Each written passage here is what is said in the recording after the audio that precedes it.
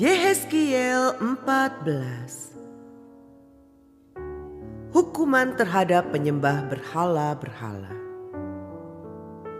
Sesudah itu datanglah kepadaku beberapa orang dari tua-tua Israel dan duduk di hadapanku. Maka datanglah firman Tuhan kepadaku.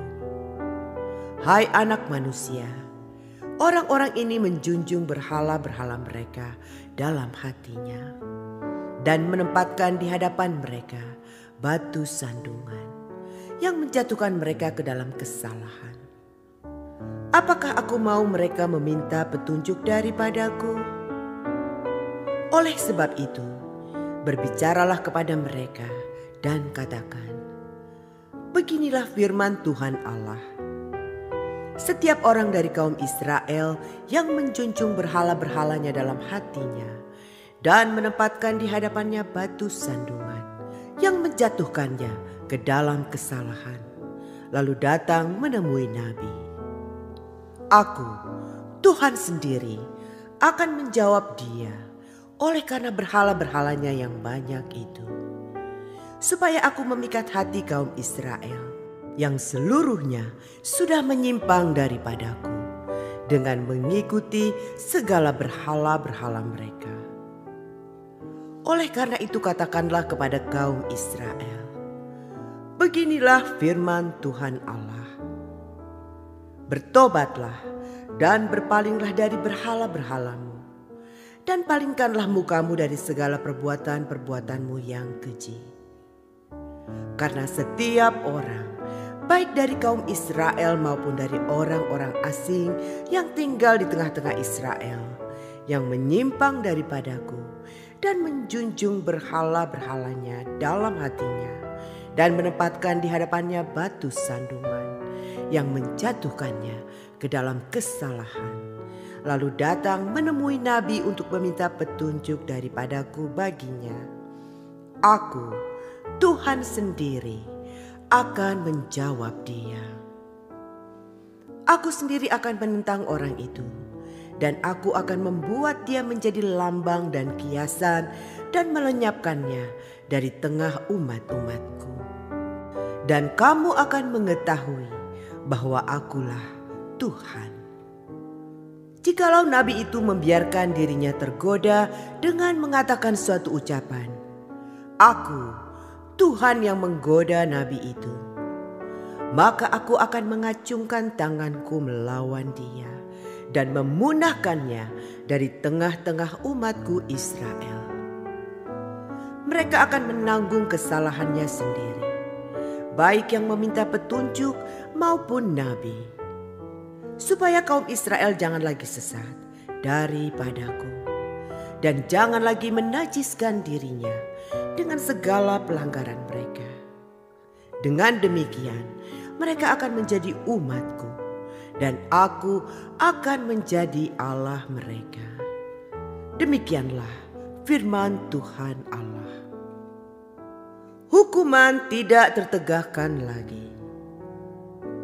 Kemudian datanglah firman Tuhan kepadaku. Hai anak manusia, kalau sesuatu negeri berdosa kepadaku dengan berubah setia, dan aku mengacungkan tanganku melawannya, dengan memusnahkan persediaan makanannya dan mendatangkan kelaparan atasnya, dan melenyapkan dari negeri itu manusia dan binatang. Biarpun di tengah-tengahnya berada ketiga orang ini, yaitu Nuh, Daniel, dan Ayub, mereka akan menyelamatkan hanya nyawanya sendiri karena kebenaran mereka. Demikianlah firman Tuhan Allah. Atau jikalau aku membuat binatang buas berkeliaran di negeri itu, yang memunahkan penduduknya, sehingga negeri itu menjadi sunyi sepi, dan tidak seorang pun berani melintasinya karena binatang buas itu. Dan biarpun di tengah-tengahnya berada ketiga orang tadi, demi aku yang hidup, demikianlah firman Tuhan Allah, mereka tidak akan menyelamatkan baik anak-anak lelaki maupun anak-anak perempuan. Hanya mereka sendiri akan diselamatkan. Tetapi negeri itu akan menjadi sunyi sepi. Atau jikalau aku membawa pedang atas negeri itu, dan aku berfirman, "Hai pedang, jelajahilah negeri itu." Dan aku melenyapkan dari negeri itu manusia dan binatang. Dan biarpun di tengah-tengahnya berada ketiga orang tadi, demi aku yang hidup, demikianlah firman Tuhan Allah, mereka tidak akan menyelamatkan baik anak-anak lelaki maupun anak-anak perempuan, tetapi hanya mereka sendiri akan diselamatkan. Atau jikalau aku mendatangkan sampar atas negeri itu, dan aku mencurahkan amarahku atasnya, sehingga darah mengalir dengan melenyapkan dari negeri itu manusia dan binatang. Dan biarpun Nuh, Daniel, dan Ayub berada di tengah-tengahnya, demi aku yang hidup, demikianlah firman Tuhan Allah, mereka tidak akan menyelamatkan baik anak laki-laki maupun anak perempuan, melainkan mereka akan menyelamatkan hanya nyawanya sendiri karena kebenaran mereka.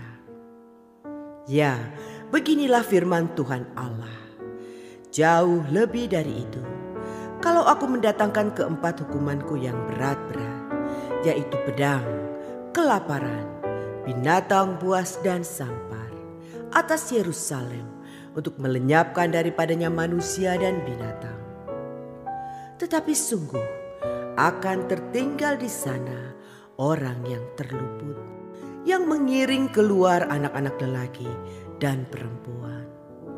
Lihat, mereka akan datang kepadamu, dan kamu akan melihat tingkah laku mereka, dan kamu akan merasa terhibur tentang malapetaka yang kudatangkan atas Yerusalem. Ya, tentang segala-galanya yang kudatangkan atasnya. Mereka akan menghibur kamu kalau kamu melihat tingkah lakunya, dan kamu akan mengetahui bahwa bukan tanpa alasan ku berbuat segala sesuatu yang ku perbuat atas Yerusalem.